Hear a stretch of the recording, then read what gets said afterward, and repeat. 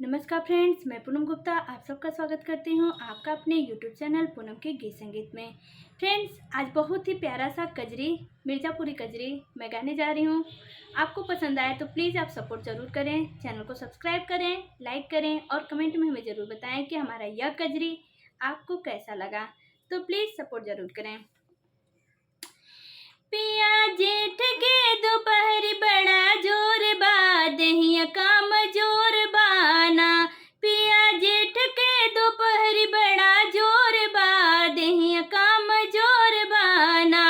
हमसे सरसों ना कटाए, मुड़वा बहुत मोर पिराए। हमसे सरसों ना कटाए, मुड़वा बहुत मोर पिराए। हमरे मुड़वा के लाई दा दवाई, पिया बहुते पिराई पिया ना। हमरे मुड़वा के लाई दा दवाई, पिया बहुते पिराई पिया ना। पिया जेठ के दोपहरी बड़ा जोर बा, दहिया काम जोर बाना।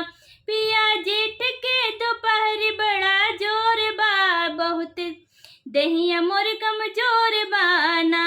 हमसे गेहुआ ना कटाई, हथवा मोर बहुत ही पिराई।